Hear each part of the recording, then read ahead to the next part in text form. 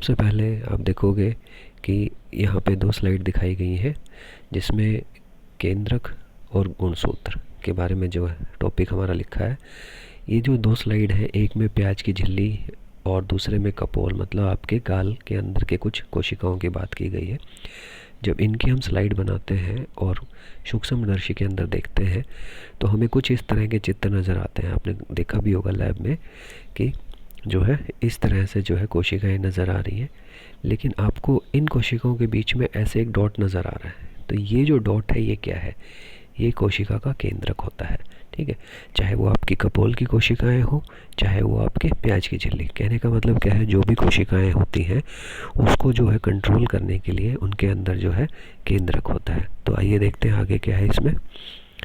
सबसे पहले ज्ञान इन चित्रों में ये गहरे बिंदु क्या हैं और इनका क्या कार्य है। ज्ञान की दीदी उससे पूछ रही है कि जो चित्र है दिख रहे हैं उनमें जो गहरे रंग के बिंदु हैं वो क्या हैं। तो मैंने एक जो है आपके लिए एक केंद्रक का चित्र दिखा रखा है यहाँ पे। तो ये जो पूरा केंद्रक का चित्र है असल में यही जो है वो गहरे रंग का चित्र जो कि कोशिकाओं की जो स्लाइड है उसके अंदर नज़र आ रहा था। तो उसमें वो ज्ञान कहता है कि ये जो है केंद्रक होते हैं जिनको कि केंद्रक झिल्ली की परत होती है। अब आप देखोगे इसके अंदर जो केंद्रक झिल्ली है वो ये है। ये जो है केंद्रक झिल्ली है जिसकी ये परत होती है, और इस केंद्रक झिल्ली के बीच में यहाँ पर जो है ये इनके बीच में खाली जगह होती है जिसके द्वारा ये जो है आपके कोशिका द्रव के साथ जुड़े हुए होते हैं। तो असल में जो ये छोटे छोटे जो छिद्र होते हैं ये कोशिका द्रव जो है इनके द्वारा अंदर और बाहर जाता है, जो मैंने आपको दिखाया इसमें। इस कोशिका का जो है केंद्रक को कोशिका का मस्तिष्क भी कहा जाता है। जिस तरह से हमारा मस्तिष्क काम करता है उसी तरह से, और ये कोशिका के अलग अलग कार्यों को निर्धारित करता है, जैसे कि आनुवंशिक संरचना, मतलब एक पीढ़ी से दूसरी पीढ़ी में जो गुणसूत्र जा रहे हैं उसके बारे में। तो इसके अंदर जो है दो चीज़ें आप पढ़ोगे, डीएनए और आरएनए। तो जो डीएनए होता है उसकी फुल फॉर्म जो है होती है डीऑक्सीराइबो न्यूक्लिक अम्ल, और आरएनए होता है उसकी होती है राइबो न्यूक्लिक अम्ल। ये दोनों के दोनों आपके जो है केंद्रक के अंदर होते हैं, जो कि आपके कोशिका आनुवंशिक संरचना के अंदर एक पीढ़ी से दूसरी पीढ़ी में जाते हैं। इसके अलावा भी बहुत सारे कार्य जो है आपका केंद्रक करता है, जैसे कोशिका की वृद्धि है, प्रोटीन की संरचना है, एंजाइम का संश्लेषण है। ये सब कार्य जो है आपका केंद्रक कर रहा है। अब इसके अंदर जो है आगे आप देखोगे कि फिर जो है उसकी दीदी पूछ रही है कि गुणसूत्र क्या है। अब आपने बहुत बार सुना होगा कि जो है गुण नहीं मिल रहे हैं। यहाँ पे अगर हम विज्ञान की भाषा में बात करें तो गुणसूत्र का मतलब होता है कि वह जो है क्रोमोसोम्स इंग्लिश में इनको कहते हैं, जो किसी भी जीव के अंदर निर्धारित होते हैं, फिक्स होते हैं। तो अगर मनुष्य की बात करें तो ये इसकी संख्या 40 होती है, ये 33 जोड़ों के रूप में होते हैं। और ये हमारा एक डीएनए का चित्र है जिसको हमने पीछे बात करी थी, डीऑक्सीराइबो न्यूक्लिक अम्ल। और इसी डीएनए से आरएनए बनता है, और आरएनए से फिर जो है प्रोटीन का संचय किया जाता है।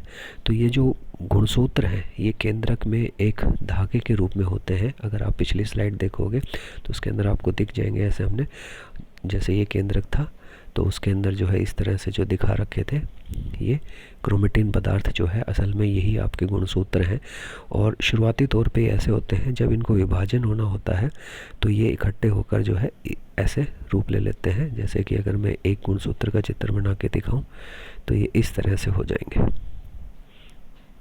ठीक है, इस तरह के जो है आपके 40 होते हैं मनुष्य के अंदर, 23 जोड़े। इन गुणसूत्रों के अंदर जो है आपका क्या होता है, जीन्स। ठीक है, जीन्स जो होते हैं वो किससे बने होते हैं, डीएनए के अणुओं से, जो ये डीएनए मैंने दिखाया है।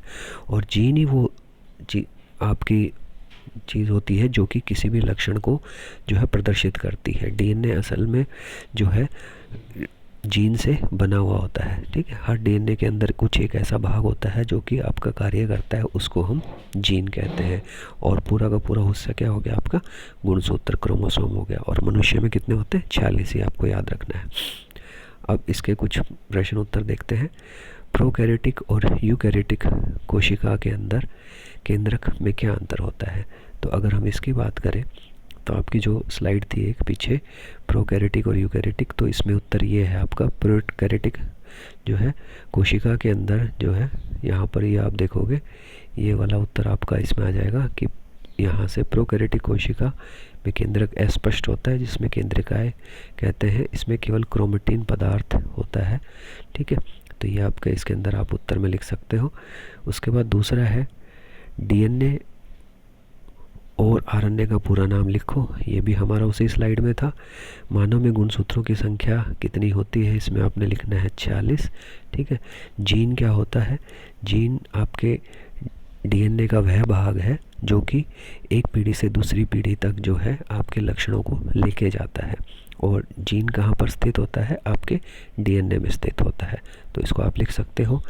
केंद्रक के कोई भी दो कार्य लिखे तो ये कोशिका वृद्धि में आप लिख सकते हो। और इसके अंदर जो है कोशिका वृद्धि के अंदर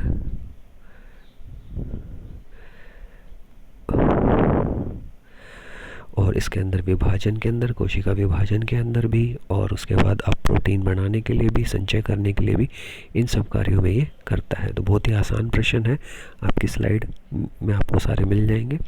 और इसको करना है, चैनल को लाइक, शेयर और सब्सक्राइब करना है। Thank you.